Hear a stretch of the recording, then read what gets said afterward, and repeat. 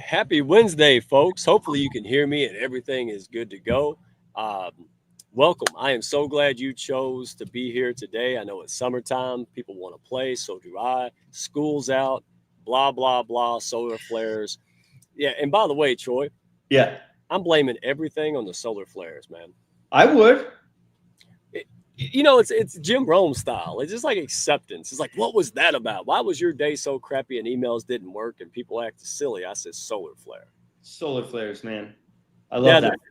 I was in a meeting where everybody was kind of doing the same thing, and I said solar flare, and I think I started a trend. I think from now on, any type of crappy situation, people are just going to go solar flare. Let's move on. Oh, hashtag it. Hashtag it to the moon, Mike. Man, I remember Jim Rome saying it's like asking why the sun comes up in the east. He said, "Don't take that class." Seriously, there's something about acceptance, man, that's powerful. So, Oh my gosh, tell me about it. Yes. man, I'll tell you what we're going to do is we're going to talk today, folks, about high performing leaders. They're ditching the microwave quick fixes for things that work. And these two folks that we have here, we have Troy KARNES and Tammy Cohen. They've been there, done that, literally wrote the book and beyond. So we're going to get out, have fun. Hey, ask questions, chime in, share your thoughts, network with each other. This is your time, okay? Rub elbows with other high-level, heart-centered people that want to build a business, okay, that have your best interest at heart. So I can't wait to take these two, share them with everybody else and connect with them, all right? Don't play around with this. These are good people, all right? So take your notepad out and let's roll the intro, Troy. Let's give some shout-outs and let's get going. Let's do it. Let's do it. If Pepall can find the buttons, right? Like that's the unofficial mantra, baby. Here it is.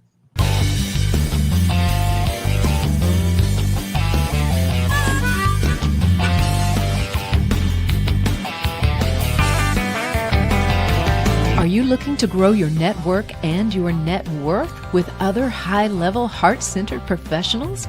Then grab a seat and your favorite beverage and join Mike Asherbrenner, the Redneck Connector. It's time for the Hounds of Business Community Happy Hour.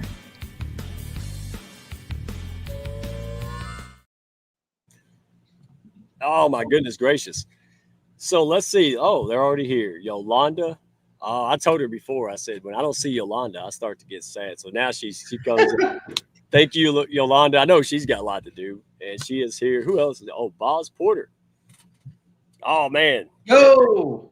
Have you met Bos yet, fellow? I have not. I got to message that guy. Man, he's a different guy. I like him, man. He's original.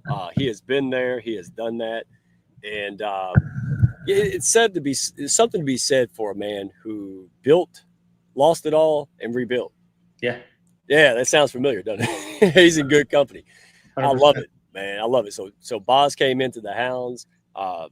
Great guy, pushing people up, and I didn't have time to put his graphic up, so I want to make sure that folks see this and you guys get to connect. He's got great resources, but he mostly works with women, and he's helping women reclaim their life without sacrificing success.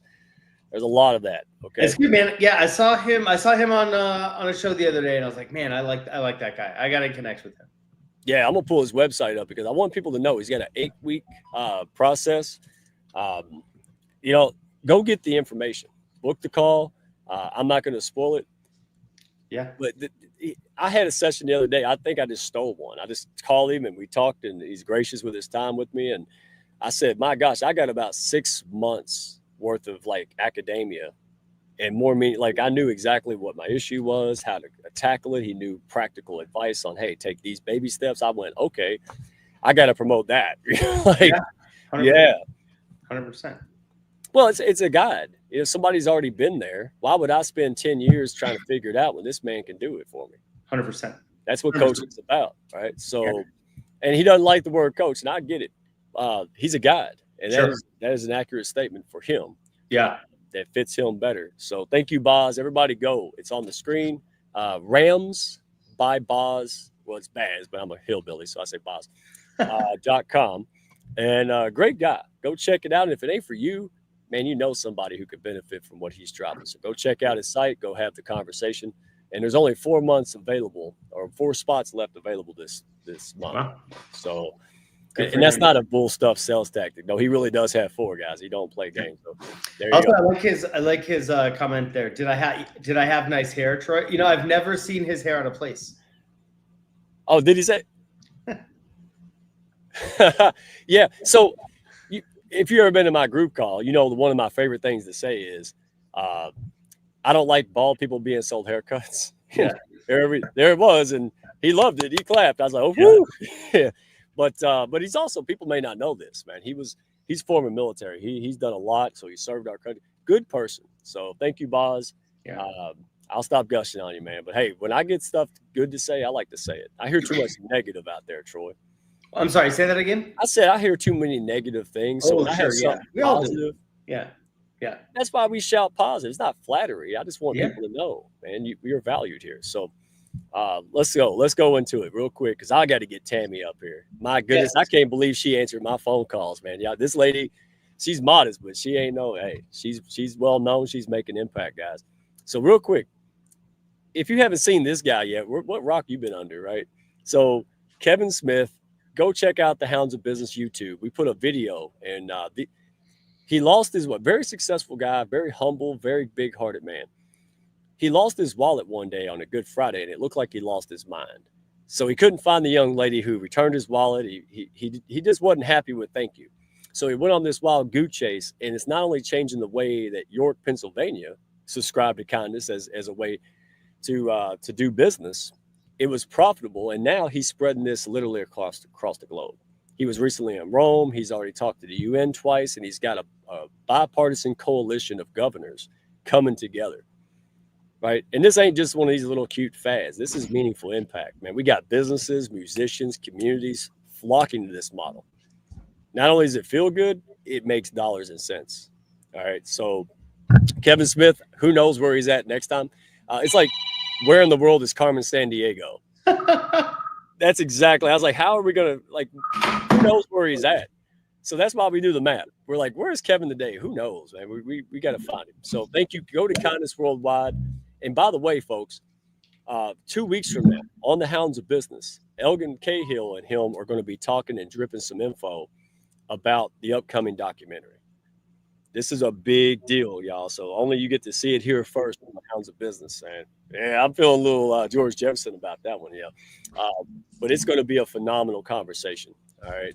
And this is huge, folks. So get on board. He's looking for ambassadors. He's looking for all kinds of things. Go to kindnessworldwide.com or .org. And I believe I'm becoming the official Kentucky ambassador for Kindness Worldwide now. Well, yeah. So lucky me. Maybe I'll just move to Indiana so I can just do that. All 50 states, I'll just move and become the ambassador. Yeah. I like that idea. The U.S. champion, wrestling. All right. So let's see who else. Oh, that's you. Ah, look at that guy. How about that? So I'm not going to talk about you because that's weird. But again, we both went through alcohol, recovery. And I could not imagine 98 days into it, getting a cancer diagnosis and they're cutting the shoulder blade out, brother. Like, pop, right? Like, it's hard enough. But see, that's why you're here, because we want to learn from people who've been there, done that, figured it out for themselves, and now have a way to help other people. That's Tammy. That's you. That's why I'm so excited to be here with Tammy. Like, she's amazing and inspiring, and I'm happy to spend a little time with her and share a little time with her. And man, yeah, I appreciate you shouting the book out a little bit. And yeah, it's like the least I could do is to kind of tell my story. And to me, storytelling is incredibly important because it's something I say something that a lot of people don't like very much, or they don't quite get it. I have to explain more, but we all have stories, and most of our stories are not actually super special. Like, everything that I've gone through, somebody else has gone through before me, and somebody is going through right now, and somebody will go through it after me. And at each of those stages, connecting with somebody who's been there is helpful, because people need people, and we always have, and we always will. But if we don't say anything about what we're struggling with or what we have struggled with, then people don't know who to help. Now, we think other people are just better at hiding it than you are. Okay. We're all struggling with something. And this is a good way for you. If you're looking inside of yourself going, man, I'm not happy. I don't know how to change it. That's why we're putting this out here. That's why we're having these talks. All right. Go read the book. All right. We've been there. We get what it is.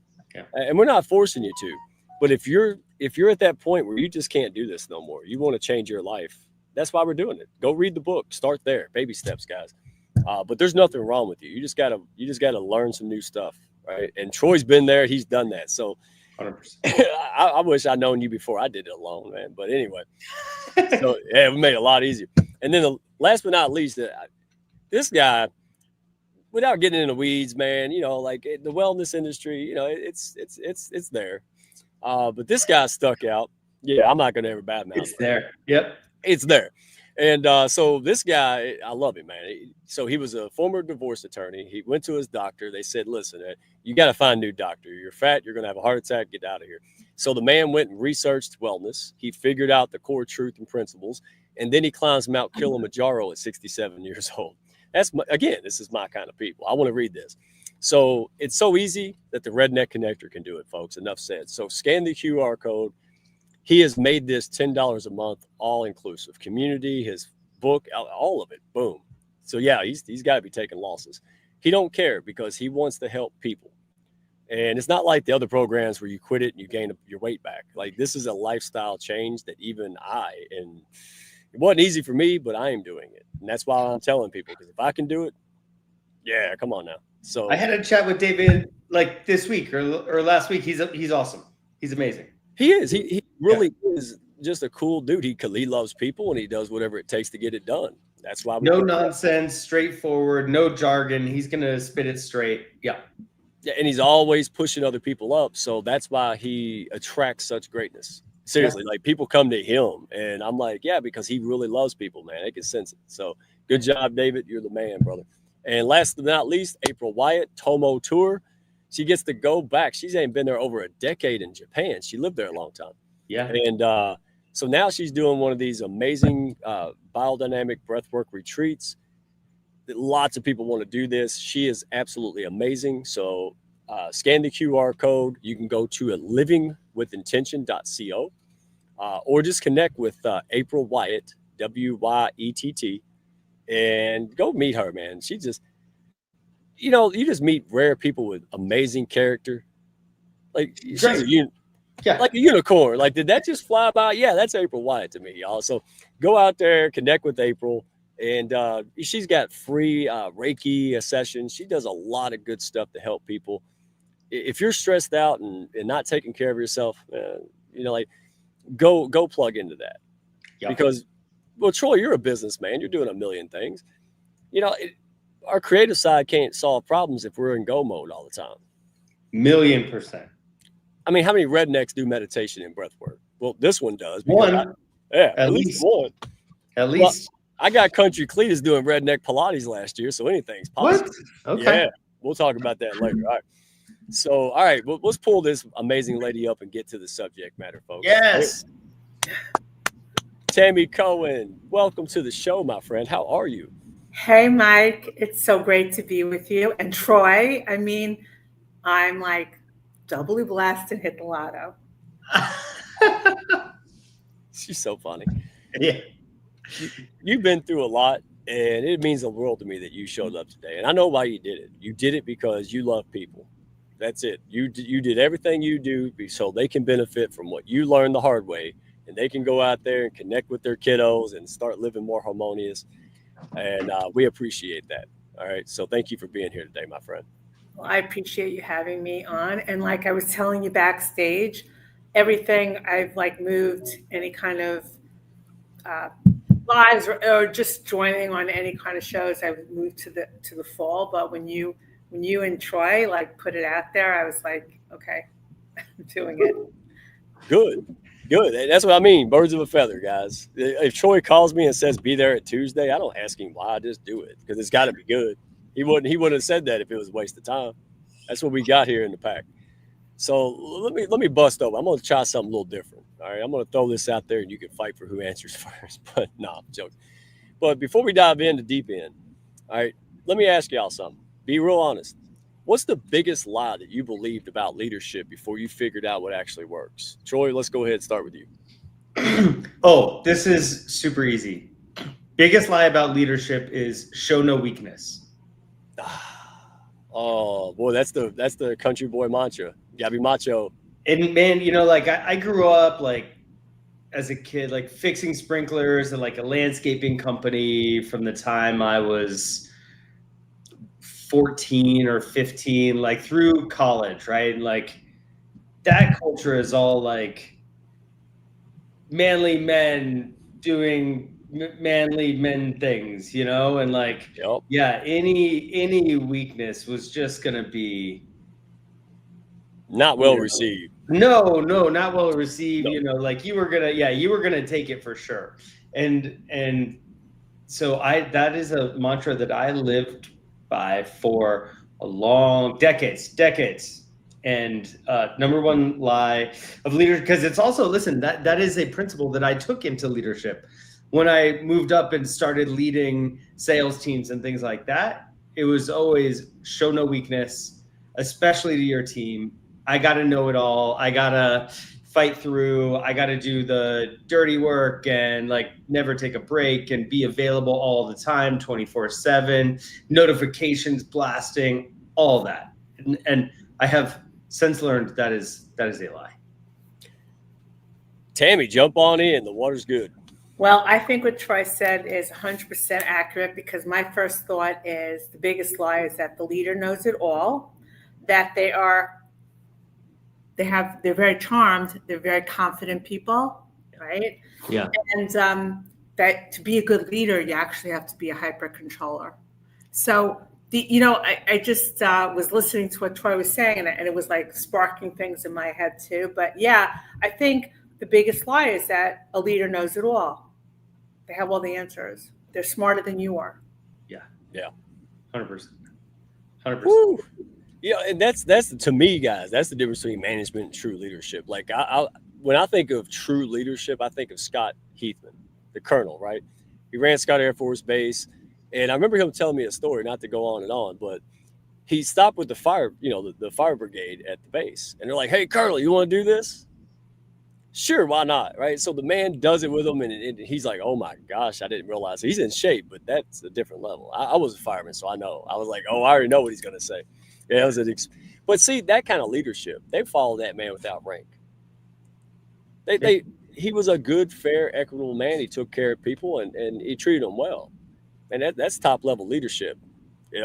Big difference to me. So, thank you for going in that deep end. I like to break the ice. All right, so. Yeah, I know. I was like, this is either going to go real well or I won't do that again. All right, so let's talk about one of the common themes here. This is something that really bonds the Hounds and really attracts other people like us to our pack and just in general to you guys. We're all broken, right? Once I admitted that, hey, I got issues. I'm a human, right? Human condition isn't perfect. So, Troy, let's start. All right, and we talked about this a little bit, but you went through it, man. Going through cancer and early recovery, straight up. All right, no BS here. When you're staring down that kind of mountain, right? What made you realize that all that just fix it advice was just malarkey, man?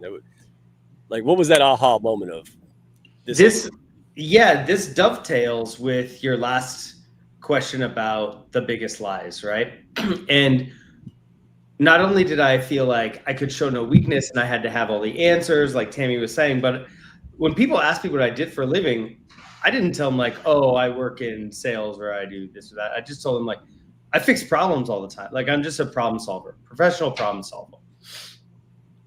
And I think this is something that a lot of business leaders run into is they feel like it is their job to solve every problem in the company, right? Yeah. But then they take that mentality into the rest of their lives too. And I certainly did that. And all the quick fixes, you end up playing problem whack-a-mole, right? You solve one problem, another one pops up over there, and then over there, and then over there. And I just happen to run into a handful of problems that don't have solutions. And they don't have solutions because I'm not smart enough to figure them out or because I'm not willing to work hard enough. But, yeah, man, the cancer took my shoulder blade away. It's like this shoulder blade isn't going to just show up tomorrow, right? Like Right, that it'll grow back. That is the thing I will live with forever. Yeah. You know, I will be working on my sobriety forever. And all of these other like real issues, I even hesitate to call them problems because they're just issues that we deal with, aren't going to go away. And you're going to get better results if you nurture those things that you deal with every day than if you try and solve them, right? Tammy, chime in for me. I hear in my life acceptance. It doesn't mean that you just give up and stuff. It just means that, hey, you pull your head out of the sand. Like, is it? Yeah, it's really interesting because for me, my journey started a couple of years ago, like before I even got my diagnosis, where I had to come to the realization that I wasn't okay. I wasn't happy. I wasn't good with myself. It really came about more at the start of the pandemic because you had to, right? We were all shut down. We were forced to like confront ourselves. So I started on this journey. But what the diagnosis actually brought to me was I need to do a lot more inner work.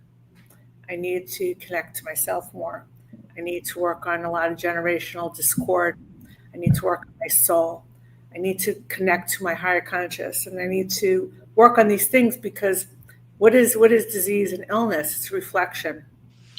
Now, yeah, your body's 5 major defense systems should be able to wipe this stuff out on its own, but the fact that it's not working, something's going on. So for me, like the biggest aha moment during all of this was connecting to empathy, compassion, and love more for my self-compassion, but also allowing people to support me and love me and be compassionate to me. I never was good at that. I was always kind of like, that's weakness. But being able to be on the receiving end, really just changed a lot of how I thought. And like I said, doing the inner work and continuing on it, even not stopping, not just working on it because God said, you need to work on shit, girl. That's it. Yeah. Do it. And I'm doing it. Oh, I about exploded. Yeah, that's exactly. I told y'all before, I was potty trained, by God, like, 20 months like a puppy, but it's like when you like, oh, I want or wish or pray for patience. And what we really want is a download, like instant patience. And what you get is aggravating people that will make you build patience in your life, right? And I'm glad we're talking about this because people go, oh, I'm defective. I'm not good. I don't want a problem. Come on. Get out of here. It's Tammy, like Tammy, Mike, I'm going to jump in. Tammy, it's so interesting that you said that because I dealt with exactly the same thing. And Mike, it dovetails again to what you were saying there about annoying people. So I had a manager for a little while that I didn't like too much. Like I thought I should have gotten the job that she got. And then she said something to me one day that like really got to me because there was so much truth in it. And it bugged me because I was like, oh man, she like nailed it. She nailed it. It was a blind spot that I had too. And she said, Troy, like, you can just never accept a compliment. And I was like, She's like, every time I try to tell you a compliment, you go, no big deal. That's what I'm supposed to do. Like, that wasn't anything special. So, all the time. And I was like, ooh, yeah, she's right. And now I got to think about her, like, constantly. And I'm like, oh, okay, it had to be her too. But like, that teaches you patience.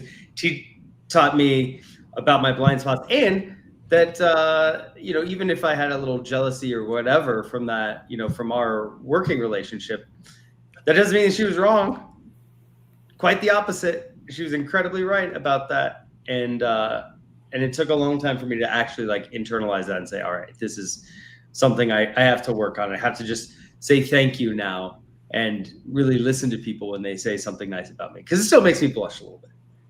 Yeah. We're used to like, deflect. Like it's like if you're saying something nice to me, well, I would be self-deprecating. I'd make a joke about myself to make somebody else feel better. I did that a lot. It took me a long time to just be able to say thank you. when somebody gave me a compliment. But with the whole the theme of the quick fix, right? Like we're all like, okay, I took a course and I had a great coach, and now I'm going to not respond to this, or I'm going to use a methodology they said, and I won't respond this way. But what really is life. We're a work in progress. We're human.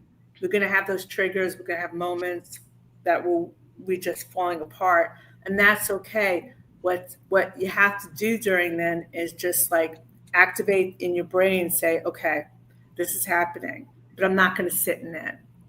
Okay, I'm gonna convert this into a gift and opportunity this moment. I'm gonna try harder next time. I'm gonna try something different next time. We all want to be that observer, the one who doesn't reactive. They're the most powerful person in the room. They sit there, they observe, and blah, blah, blah. And reality is we're human. We have triggers. So yeah, just be aware and just don't beat yourself up if you have some kind of sabotaging moment or you respond to something, and say, okay, I responded. I'm aware I did that. Okay, let me learn from this. I'm learning to be compassionate to myself, to forgive, to be more forgiving even to myself, and that was something I never allowed myself because it wasn't allowed to me growing up. You had judgment and you had to respond, you had to change, you had to do certain things. And you didn't get that kind of, I don't know, maybe not every household you get that where it's okay to screw up and as long as you learn from it. I've heard of different people say that they always sat with the kids and say, what did you fail at today? Tell me what you didn't work for you. Not what did you achieve, and what did you learn at? Because failure's not a bad thing. It's a good thing. We all go through stuff where we question ourselves. That's okay. We just have to be kinder to ourselves, which brings you back to kindness worldwide. That sounds amazing. We need more kindness. Dude, that story is amazing. Yeah, that story is amazing. And yeah, compassion is interesting. I do find myself having a little bit more compassion now for my younger self than I did in the moment. And I find that like my wife talks about having the same feeling. She's a little bit more compassionate now with herself than she used to be. And it's not easy. It's not easy to make that transformation, but it's one of the things that I learned in recovery. It's like, you're worthy of the good things that happen to you. And then to piggyback on something else you said, it's like, yeah, you're not gonna get it right every time, but progress is better than perfection. Like just, get a little bit better tomorrow and you'll be all right. Isn't it amazing that we have to go through some of these, like these potholes? Well, I call them, I really believe that life is your friend and it's giving you gifts. It's how you look at it. Okay. Mm-hmm. It's an opportunity to learn, but we have to go through certain things to say, okay. Yeah. We have to. And it's okay. I mean, God isn't there to torture us. He's not torturing us. He's like, okay, you're going to go through this. You're going to learn something and you're going to come out the other side and then you're going to be better for it. You see how I'm about to explode, right? I was just about to carve out some space for you because I saw you trying to jump in, Mike. No, I don't want to ruin it. But it dawned on me today with all the ups and all the downs and all the challenges, all the joys, all the sorrows. It dawned on me. I was like, dude, I just turned 44 and for the first time I'm living. Mm-hmm. This is life. I'm not on autopilot. I'm not doing jobs to get by anymore. I'm living, man. And that's a different arena. I never thought in a million years I'd be like, wow. And it's the mindset. But you don't get that by praying for a download to instantly make you better. You do that by choosing to, hey, this horrible thing's happening, and I'm going to meet it head on, man. I'm going to ram my head right through that thing. I'm going to beat it. That's living. It is. Or, hey, I got whooped. It's just round 2, man. I got like 8,000 rounds left. Like, it's part of the story. And that's the mindset. And I'll hear this before. I'll be like, oh, it sounds nice. I'm living it. And woo, It's one thing to read a story. It's another thing to live it. It's like Lion's Den. Oh, I know what that means now. I've read it, but I get what it means to be facing that kind of adversity. I can have integrity until it's challenged, and I might lose 50 grand. Now we're going to see if you really value it. Yeah. Yeah. then I face it. We all face walk that. the walk, the talk the talk. It's not just like until you get challenged. Like, you know what I mean? Like, oh yeah, I'm all in, and then the minute you get challenged, you buckle. Yeah, 100%. But and that's what I mean. In today's microwavable world, how do you, like my course, right? I don't teach LinkedIn and stuff. I teach business centered around social media. I teach the horse before the cart. But how do you say, oh, it takes you 4 months to learn this? It don't take 4 months to win. But see, that's the whole point. It's like, well, if I made a microwavable thing, everybody want to buy it, probably a lot of it. But I'm not here for everybody. I'm here for the folks who say, listen, anything worthwhile takes work and effort and time. And that's that. So, again, to buckle down and say, listen, I'm not just trying to make money. I'm trying to make an impact. You got to choose sometime. And that's what this is about. And the people around me, like CJ, you think she's into the microwave stuff? No. Like, she knows what hard work really is. She knows the longevity of a reputation and impact and, financial freedom, building a business. Bos, right? He could do $1 million. He's choosing this because that's who he is. He's like, I'm trying to build a harvest. I ain't trying to hunt for food every day. I'm not trying to just sell every single day. I'm trying to build a legacy. Vastly different. And if you're out there going, look, I drink all the time. I don't know why I'm listening to this. Well, because you have it in you. Stop avoiding it. Stop looking for the quick fix. You ran that head on. You man or woman up through this. No, and I say that because I went through it. I didn't read this stuff. I went through it. I've been whooped 1,000,000 times and then some. But we're not shaming you. What we're saying is, welcome. Welcome to the club. Right? 100%. And I wish I could have read it before I got there. But I didn't. And it was really, like, literally the thing that helped me stay sane and sober through that diagnosis was paying attention to the little things that I do every day, not the like quick fix, because that none of that worked, right? Like for me, drinking was the quick fix, right? Like if I felt awful, cocktail, amazing drug, it made me feel way better for like this much time, but in the long run, I mean, it was putting my whole life at risk. Not worth it. Right. And also think about it this way, folks, because I know there's people probably listening that needs to hear this. That's the only reason we say it. But what if that thing wasn't really, the end of all life? What if that thing was the catalyst? I mean, you guys both have books. Who's going to read a boring book about nobody who had trouble, right? Like, hey, Troy, read Troy's book about a guy who had a silver spoon handed to him and he had no problems. The box office isn't full of those kind of movies. They're full of Rocky movies. Well, Mike, that was like, that's the thing about Superman, right? Like kryptonite didn't come into Superman's world until episode 61. Episode 61, before they said, you know what? He's getting kind of boring because he can just do everything and win. We got to do something to challenge this guy. And then enter kryptonite, episode 61. I didn't know that. That's absolutely brilliant. All right, somebody that is chime really. I was like, wow. And, look at the word kryptonite. It's become like, that's your kryptonite. Like everybody has their kryptonite. It's become like this thing, and kryptonite's taken on a life of its own. But it's like what Mike was saying, right? Like, okay, there's this guy, he flies, that's cool. He can do all these things, that's cool. But like, you can only see that so many times before you're like, boring, right? Like he's not facing any adversity. I can't relate to him. And audiences were getting bored. So they introduced kryptonite so that he would have something that, could bring him down a little bit. So he would have to overcome. And by the way, everybody has a Lex Luthor in their life, it's right? Like, Your uncle. Yeah, like it's hard to relate to perfect people in it. Yeah. Right. Yeah. And then the Smallville came along and really did it in for me. But we won't go there. All right, we're not the Superman show, but great point. I love that. Tammy, people may not know you, okay? So you have a book that came out. How many years ago did your first book or the first edition come out? Okay, so the first edition came out in 2023. What happened was it was a practice that I started.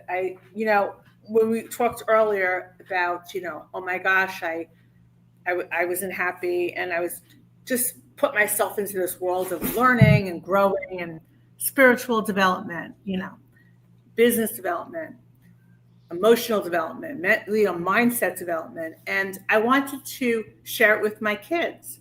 I wanted to share what I was learning with my kids because they don't teach a lot of this stuff. You know this, guys. They don't teach gratitude. They don't teach you mindset. They don't teach these things in accountability really in school. So I knew I hadn't really learned any of this stuff.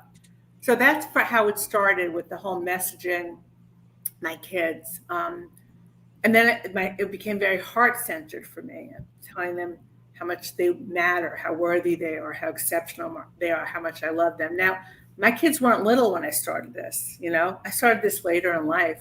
They're already adults. I mean, I started with them with adults, but the accountability part, the taking the responsibility and owning up to my own mistakes, they started seeing me as a human being, and they started really looking forward to those messages. And one thing that I realized is that if you do anything, you talk about doing something for somebody else, you don't do it with any expectations in return. It's not conditional.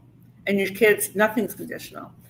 People said to me after the first book, like, oh, I want to do it, but my kids don't want me to. And they, what do I do if they don't respond? They go, it doesn't matter if they respond. My kids don't respond. What do you think? They're like, Mommy, I love my sons, or Mommy, I love you. You think what?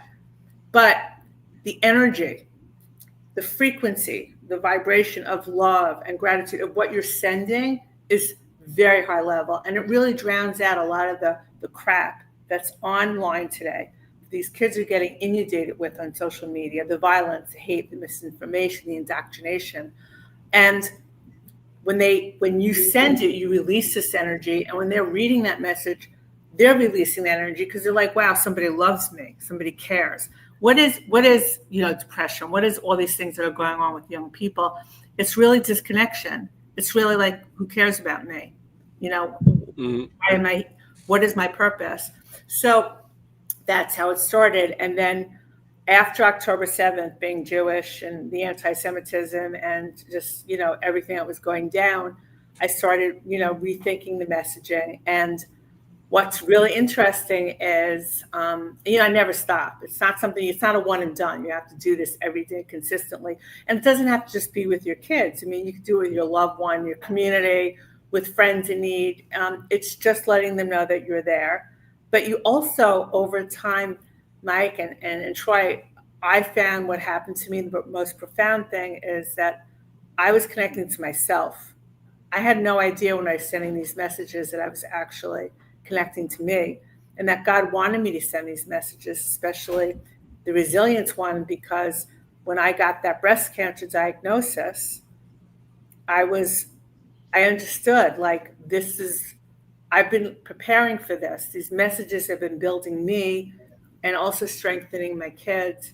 And they've been incredible and amazing.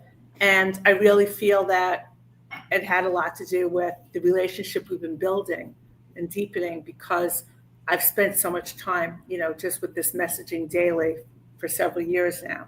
So that's how the second book came about. Unfortunately, the second book kind of published, the whole breast cancer side of it isn't in there, but a lot of what I was thinking is in there. And God willing, there'll be a third book, about this whole part that I'm going through now. And Tammy, for people who don't know, what's the premise of these text messages? Well, the premise is basically it's sharing love, gratitude. But there's the messages when you look at the book, there's like 11 different chapters, 11 different categories. So the messages fall into different categories. There's sharing love, and there's sharing the wisdom, because I'm always learning things, right? So there's always something in there. Like what you were saying before, you read a book and somebody's 30-year experience is sharing with you in a book. So I read something, or I see something, or I look at an article by Troy, or I look at something out there, and I was like, listen, I need to share this. And of course, I always give the credit to the the person who made the quote or wrote the article. But, just to get that. So the premise is consistency. The premise is it's a text. everybody's on their phone. Everybody has a mobile device. Nobody's sitting down having in-person conversation. The tenure and message of that I'm setting that day is really something that comes to me or comes from my heart.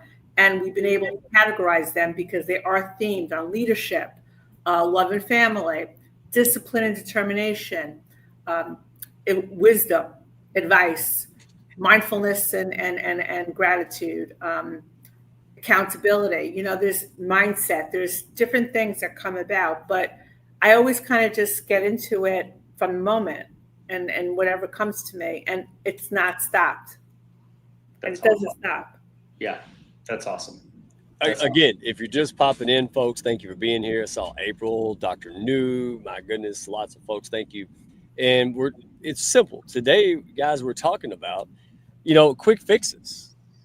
That's, high performing leaders are getting rid of that. We realize that doesn't work. That's not sustainable. All right. But now I want to switch gears a little bit because that was beautiful. And one thing you said, Tammy, you didn't expect anything in return. You just communicated with your kids because that was pretty much the only way you could do it or not do it at all. And you learned. They responded to that. And then it turned into a dadgum book, which is now a second edition. And let's shamelessly plug this. Folks can get the second edition update. It came out in May, correct? So they can go to this website. It came out. Mm-hmm. And they go to Amazon, text messages to my son, make sure you get the updated version if the other one's still there. And I implemented this because I got an almost 13-year-old. Set the phone down and talk like it's 1800s, right? She don't want to do that. Yeah, but, and I will make her get off sometime. But, here's what I did. When I heard about your book before I read it, Tammy, I decided to, instead of fighting against the wind and having my daughter play kick the can or whatever she thought I did, I said, you know what? I had to get a gaming computer. So I went ahead and got one, and now we game together. That's what we do. Do I care about gaming? Not really. I care about me and her spending time together. Right. And that's swimming up downstream on this, right? I love it. And then, by the way, instead of like probing her like an FBI agent in interrogation about her day and stuff, I'm like, she'll just naturally talk to me, guys. Because we're doing cool stuff together. It's not, weird and Danny Tanner forced, like in Full House and stuff. So anyway, but these skills are applicable to everyone. That's why I love, being around the Hounds and the friends of the Hounds, because there's no agenda. We're just really trying to help each other. And yeah, we want to sell and we want to do things, but that comes, right? What comes first is the relationships and the authenticity and the vulnerability to say, look, we're not perfect, but we'll figure it out together. Man. Well, Mike, it's so interesting because people really worry about their business messaging. Like, what is my business saying about me? What is my product? What's the message? How do I resonate with my audience? But nobody really thinks about the messaging to their loved ones, the messaging to their friends in the community. Like, you don't think about it.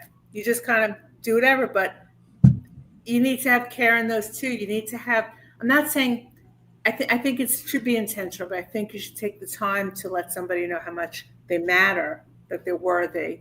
Because one thing, and I don't care how old you are, every kid wants to know that their parent, that they're worthy and love them. Doesn't matter how old you are. And that's a great base to start from. And it spreads and so on and so on. I mean, grandparents doing this with their grandchildren, it's really interesting. People are embracing it because they're like, yeah, I got a phone. There's a book with 220 pages of messages. I can borrow some of yours until I figure it out. I'm like, go for it. You know what? Just start reaching some level somewhere, because the statistics are very alarming about the addiction and what's going on online and what algorithms are designed to do. So you can counter that. You really can. It's not hard. That's what I want to get out there. It's not hard. You just have to be intentional. You have to make it a decision to be uncomfortable and go figure it out. It's important. Don't bury your head in the sand. That's the whole point. And on that note, Troy, if you want to add something, go ahead. But I want to make sure we get to the science behind it, because you love the HALT method. So I want to make sure people know how to use it. Go ahead. Yeah. We'll talk about that in a second. But I just want to say, like, I'm so lucky because my kids are too young to have phones right now. You are. And so, like, I have now learned this and can start doing it when they get there. I don't have to play catch up. I'm going to be prepared.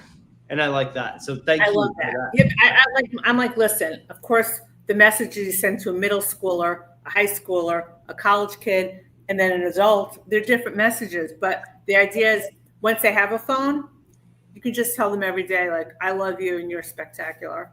But you should do that. I do that. And I know the Hounds are like, what's Mike on today? You know, but I do it. Like when I see, listen, people might think at first it's flattery and then they get to know me. But like I said earlier, there's so much negativity. So when I see something great, unbelievable, and positive, I shout it. I left somebody a message the other day. They crashed like Windows 95. They didn't know what to say. And I was like, don't say nothing. Just take it. But I said, look, I've seen character in you that I have never seen hardly ever in my life. I want you to know I appreciate that. And that means the world to me. You need something, you call me. No, that wasn't flattery. I don't need nothing from you. You're already doing stuff. But seriously, like when you see that, shout it out because you never know who's going through something. And by the way, folks, if you're thinking, well, nobody's seeing me in my business or my life, let me tell you something. You never know who's admiring you from afar. You just don't. And Mike, you may not. I'd say like once a month. I'm glad you brought this up because this happens to me pretty frequently. Like every month, every 6 weeks or something, somebody will reach out and say, "Oh, hey man, I had lunch today with a guy who sent me a note who was in my industry for a long time, had to stop drinking, like lost his job, like pretty bad stuff. And it was just like, hey man, thanks for sharing your story, right? And I don't share that to say like, oh, I have a great story, but the fact that like this guy had never engaged with a single one of my posts, probably still hasn't, but just messaged me on the side, like he's lurking, right? And there's so many of those people. It's not the first time, like it happens where people reach out and say, oh, thanks for telling your story, or thanks for, but have never commented on anything or liked anything or whatever. So if you feel like you're just screaming into the void, just know that people are out there and they're getting your message. They're just not saying anything. So it's not getting back to you, but they're there, trust me. And they appreciate you. 100%. It's so true. You know what, Mike, that message you sent, you know what that did for that person? Even though they're like, it gives you like this lift, this lift of, wow, like you feel it's a really positive thing. We don't take the time to do it enough and tell people that, hey, what you did really mattered, or I think what your message is great, or I'm really jiving with what you're doing. But when that person, when you tell that to somebody, it makes them want to go on. It makes them want to continue. It makes them want to do more. Those words mean a lot. Listen, I think I know everybody's into making money, but the reward of knowing that you make a difference in somebody's life, that somebody appreciates you, that somebody really likes what you're doing, that reward, I think is higher than a monetary value. Oh, absolutely. And again, it's farming versus hunting. You have to get up, shoot the food, cook the food, and you do it every day. That's sale. That's transactions. I'm not knocking it. But the next level is planting seeds, cultivating relationships, right? Bringing true value, right? We can go on and on and on, but it happened to me. That's why I know it's so powerful, because I don't need people to tell me I'm good. But I had a message a little while back. I was having a slump, which is kind of happens, right? It's like I'm having a slump day and I'm kind of going, oh. And I looked up and this lady said, wow, Mike, I really appreciate you. You're my guardian angel. Thank you for X, Y, and Z. And I'm going, I didn't even do much for her. Like, what? Maybe she met another Mike or something. But then I realized, man, you never know what people are going through. What wasn't a big deal to you could have meant the world to her, especially, or obviously it did, or she would have said that. And then I realized when I see something good out there, man, I got to repay that, because that you never know. That person could be all smiley on the outside, man, going through stuff. So, but again, if you're focused and fixated on quick fixes and quick building your business and quick, you're missing out on living. You're missing out on these things, and you're missing out on it. It's like, well, Tammy couldn't do anything with Mike. Yeah, and I stayed up with Tammy because she's a valuable person. I like her, and she's great. And here we are, right? And I don't care if it takes 3 months, 3 years. I'm going to be in Tammy's corner, right? And that's what makes it work. All right. So one day Tammy does something nice. I ain't surprised by it. I don't expect it, but I'm not surprised by it because that's the person she is. He's like, man, that guy, and this is what I mean. Quit. Oh, I'm not going to get preachy, but I want to. All right. So let me stop. All right, Troy, let's get into the meat because, I mean, wow, we got to have a part two. This was a great convo, but there's so much to unpack. And folks, go to their website, reach out when they've got calls and all kind of things going on. Go make contact, connect with them on LinkedIn, and go to their websites, right? This is, be a part of this ecosystem, right? Whether you buy the book or not, doesn't matter. Be a part of these people's lives, what they're doing, the impact, live again. Because that's really what it is. Just sitting there giving up on life. Get out there. All right, dadgummit, I'm going to get preachy. I told you I would. But I say that because I know I was one of them. Yeah. And I'm telling you, there's light in the tunnel as well as outside of it, folks. Just be courageous enough to take that baby step, see what happens. All right. So let's go. But you love the HALT method, and you're very quick to say I didn't create it, but you have utilized it, right, in a great way, and you teaching it, and this is great. So I know the Hounds are smart. But, what exactly happens in our brains when we're hungry, angry, lonely, and tired as human beings? And then we make bonehead decisions. Explain this to us. Okay, so simply you make bad decisions when you're hungry, angry, lonely, and tired, right? And we talked about quick fixes. And as a business leader, I loved quick fixes before, or I thought I did, because again, I was in the mindset where I thought I had to solve every problem, and the faster I could solve it, the better off I was going to be. And the stats on addiction are pretty bad. Most people will relapse in their first year. It's, if you include all addictions, over 85% will relapse. Now that includes things like smoking, behavior addictions like shopping and things like that. If it's drinking, you're somewhere between 2/3 and 3/4 of the people will relapse in their first year. And, coming with that quick fix mindset, I went to my therapist. I said, how do people mess this up? Because I thought I was a genius and I would just not do those things and I'd be fine. Right. And she said, well, yeah, people don't make good decisions when they're hungry, angry, lonely, or tired. And I was terrified because you can't just not do those things. You just you just feel that way because you're human, and you'll feel them every day of your life from here to the end. So there is no fixing them. And when I started nurturing them, it wasn't just that I felt better, or I got better results. And that's why business people need to pay attention, because you get better results when you ditch the quick fixes and then nurture the things that you're going to be dealing with all the time, right? So personally, right, you can put this. So I thought a lot about this, and I thought, okay, why is this so powerful? And if you think about your issues in a matrix, you can think of them as personal or social, or like internal or external, right? Or physical and emotional, right? And if you're physical and internal, I mean, that's hungry, right? It's hard to think of a more internal and physical feeling than hungry.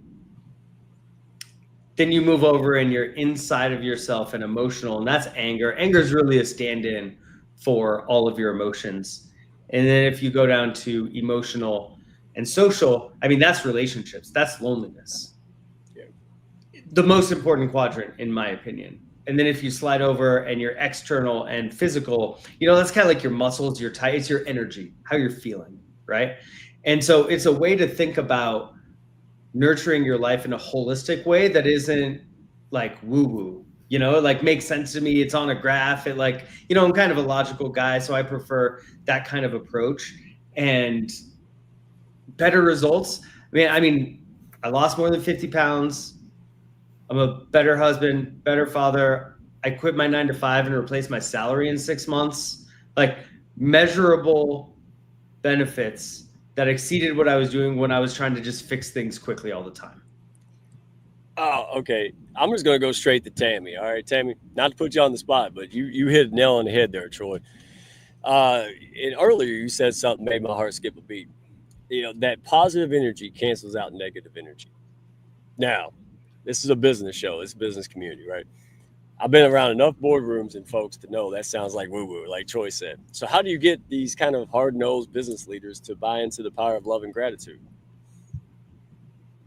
Well, I come from a place, and I don't have to prove like energy exists or we are energy beings, because it's the way it is. I mean, they accept that there's radio waves and all these different waves out there. These are energy. We are beings combined of energy. So it makes sense that if something is positive, and the feeling that you get the feeling when something's good, right? And you know how you feel when something's not good. When you walk into a room, call it intuition, call it your what you're able to, like, your intuition. You walk into the room and the vibe isn't right. It's just becoming aware of it. It's just becoming open to it. So when I speak to people and I talk about energy and, the increasing the vibration, the energy frequency of using like a love and a gratitude in these things, because these are things that are real, that make you feel a certain way. And like I said, people are open to that because they understand that, look at Einstein. He talks all about energy. Everything is energy. This whole world is created on energy, and it's held together by energy. We're beings of energy. Oh, I thought that was me. There she I is. thought it was me. That it's more acceptable. I think things were more woo-woo in the 90s. What? Did I cut out? Oh, I'm making a short video of this. This is great. No, you cut out. Me and Troy thought it was us, and it was you. And then you stopped Oh, it was talking. me. I cut out. But basically, listen. Yeah, it happens. But you know what? Like, I just really feel that it's not woo-woo anymore at all. People are open to it. Leaders today and the training that they're receiving, energy is a very important part of it. And people are way more interested. Yeah, like if this was 20 years ago, might be woo-woo. Yeah. But I don't think we're dealing with woo-woo at all anymore. I don't have any resistance when we talk about energy. I'm glad you updated me because I've been out of corporate so long. I don't know what's happened in the last 10 plus years. So good. But I'm glad to see that. I'm glad to see people, and you all heard me say this before. I'm like, listen, what's the most manly thing to do? Kick a stray cat on the way home and treat your family like garbage? Or dive in and start working on what's making you that way? Because that's not really you. You got to sandpaper that stuff off. And I love it. I mean, what we got Bos in there, like, SAS dudes. I mean, like, it's a thing. Like, well, that's not manly. How do you explain a bunch of firemen and special forces guys talking about their feelings? See, that changes the game. I love this conversation. Yeah, don't say that. All right. So, all right, let's close off with something fun. All right, I surprised y'all with this. So if you don't come back, I get it. But y'all are friends. Lightning round, right? Rapid fire. I'm going to finish strong, ask just some easy, simple questions. No long answers, gut reaction. You ready? Okay, hit me. You ready to go? All right, we're going to start with Troy. All right, Troy, your turn. Mm-hmm. Best piece of advice you give someone to someone 98 days into any major life change. Okay. Yeah. Lightning answer, ask for help. Don't be too proud. Ask for help. Ask for help. Beautiful. Tammy. Here's yours. If you can, yeah, no, I'm not, you'd be like, I didn't do that. So if you could only send one text message to every leader in America, what would it say? Be kind. Listen. Okay, I'm going to have to amp it up. Y'all are knocking this out a little too easy. All right. Beautiful answer. All right. Both of y'all. What's one myth about resilience that needs to die today, Troy? One myth about resilience? That needs to just be gone. We need to get rid of it. Okay. Myth about resilience is that here it is. Okay. Is that you just have it, right? Like courage is the thing that you get after you do the thing you're scared of, not before. Right? So you gotta do it to get the feeling, not the other way around. You don't get the feeling first. Action breeds conviction. That was good. That was a tricky one, so we'll give you that 3-second pause, and that was good, brother. Yeah. All right, Tammy, you had enough time. That's to you now. All right, so what's one myth about resilience that needs to die today? I would think that this idea that there's it's too late or something. It's my thing is it's never too late. Just because things haven't worked out, it doesn't mean that it can't change. Being resilient, it means different things to different people, but it's just hanging in there and saying, yeah, and there's no time limit. I can do this. It doesn't matter how old I am. I just have to, want to do it. And understanding that there is resilience is tied into limitlessness. And I think people have to understand that we are limitless beings. Okay. We can do these things and that it's never too late. It's beautiful. Okay, now I'm going to steal from Dr. Constance Leland, all right, Level Up Academy, because I love how she puts the questions and stuff on the screen. All right, this is the boat. We'll pick on Tammy first. We've been a little too easy to her. She's sharp. All right, complete the sentence. The difference between leaders who burn out and leaders who last is? Recognizing that they're human and engaging in self-care, always learning and always growing, because once you think you know it all, you're in trouble. That and I heard people say that kind of stuff. I'm living it. I'm sitting there going, wait a minute. How come I feel dumber the more advanced I get? That's leadership there, because I'm like, because you're growing. Because as you grow, it's like a video game. Once you get off level 1, of course level 2 is harder. That's the point. That's life. And I couldn't pick up a bag of cat litter, so to speak, today, and then all of a sudden I'm the toughest man in the world. That's the progression we're on. And I don't think there is an end date. Just when you give up or die, you just keep getting bigger, better, faster, stronger. And I think that's the key. That's what I mean by living. Yolanda, absolute action breeds conviction. Daggum straight, my friend. And I know April's going to love that. Ask for help. Great, fast answer, man. That's the truth. See, I like these gut rapid fire because you can't think about it. This got to come out. And so anyway, perfect job. Let's wrap it up. Let me ask one last question. All right, to close out, then tell folks where to find you, what you got coming up, when your book's dropping, all that good stuff. All right. What's the one thing you want every person listening to remember 6 months from now, when they're in the thick of it, when the pressure's on, things are going chaotic, all right, and where they're tempted to go backwards in those old way of doing things? What's one little thing they can recall from this? Okay, I got it. There's magic when you transform your thoughts to language. Yeah. And I'll go like 10 more seconds on this. So your mind can think 4,000 words a minute. It's too many. If you were to put a podcast on at that speed, it'd be 26.9x. It's too much to process, right? But when you speak, you're like 120 words a minute. If you're typing, you're like 40 words a minute. If you're writing by hand, it's 13 words a minute. It gives you the time to process what's actually happening between your ears. And it is the very last thing I would give up in my self-care is writing. So and you can speak, you can type, you can write, it doesn't matter, but transform your thoughts to language if you want to understand yourself. That's great. Tammy, you want to chime in? So, as people, I really like that, Troy. For me, it's really simple. When you're talking about when you're like in that place where it just seems really unmanageable and difficult and overwhelming, whether it's business or your professional life or your personal life, I always say, don't think the 3 to 5 year plan. Don't think of all the things you have to do. Don't think of what it means and what it involves and what it entails to get there. Take one step. Take one. Break it down. One manageable step. Don't think past that. Do that step, because you know what? The next step will open. God will open it. Just take one. Make it simple, because you need simple.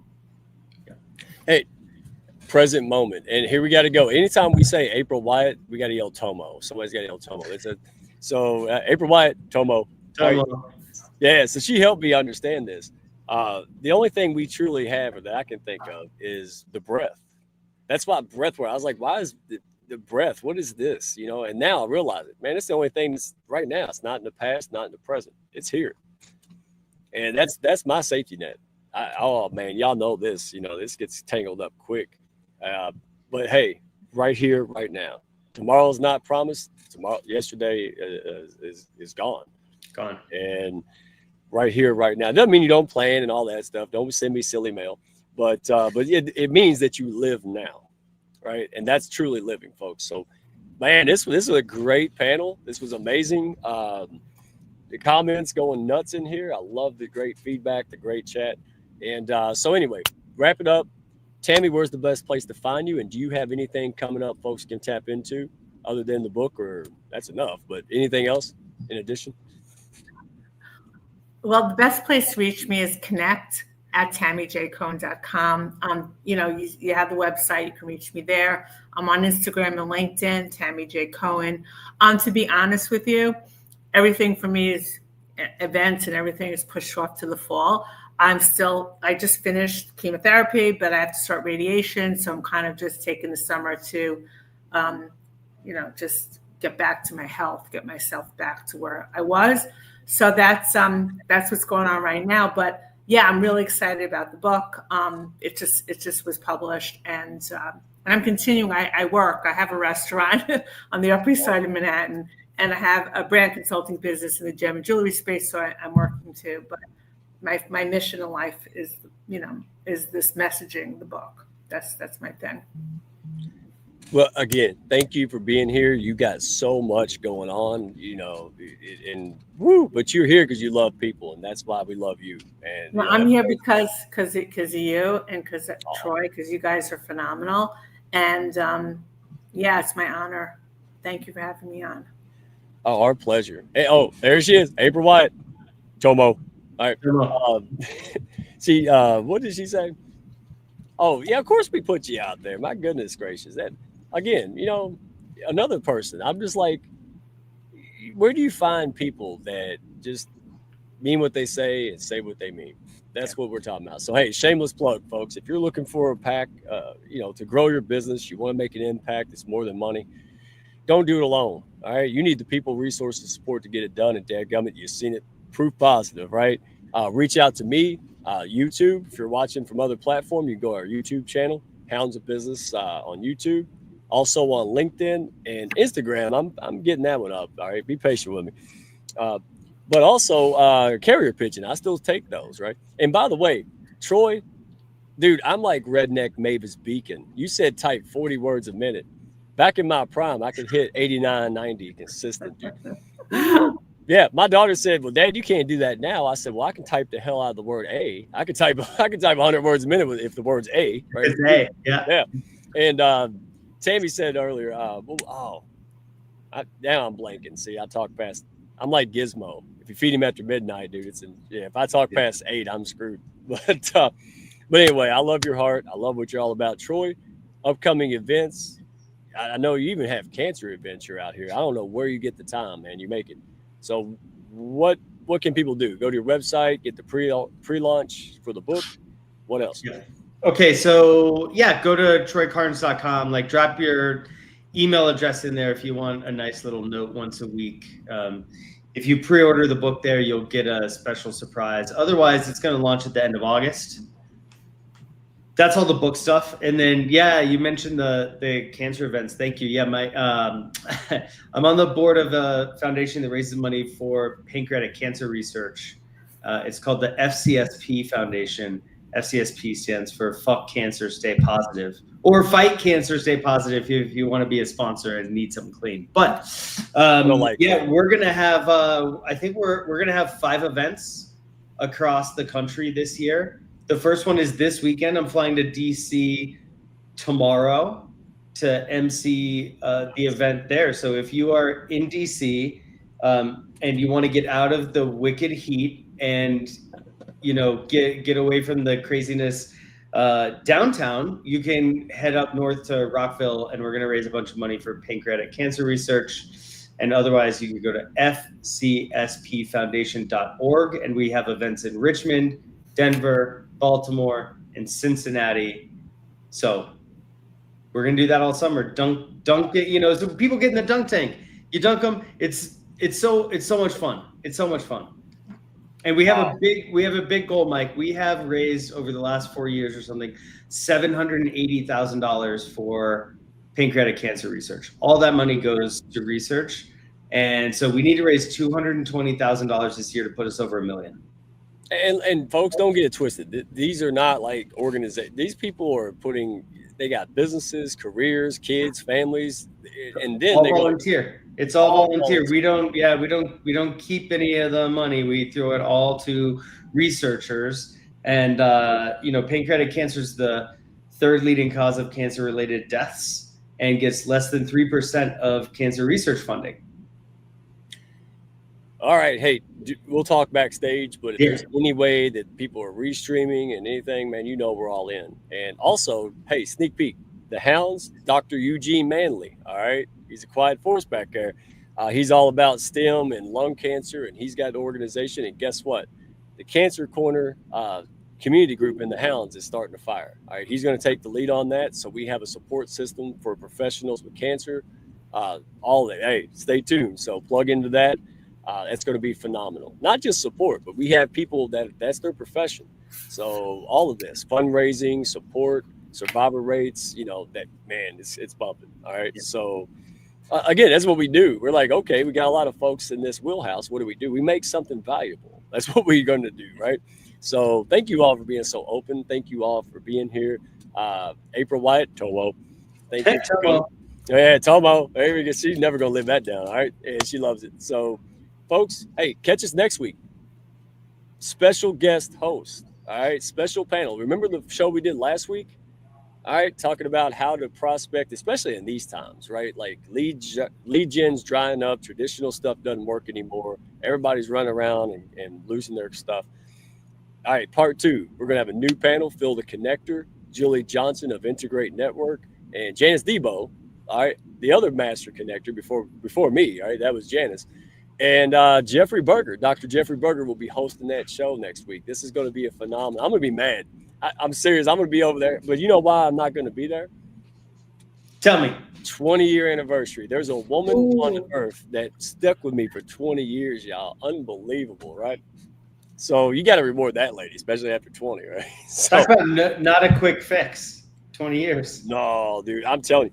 And that's the busiest week of my life. I learned a long time ago just to not even try because it's Father's Day, my daughter's birthday, and anniversary. Yeah. Wow. You won't see me till Monday, y'all. So April's happy about that. I will go run around barefoot just for April when we go to where we're going. And tune in, folks. I'll be there in the comments, sneaking around with my phone. I can't help it. But yeah, thank you all so much. And wait a minute. Oh, yeah, that's another thing.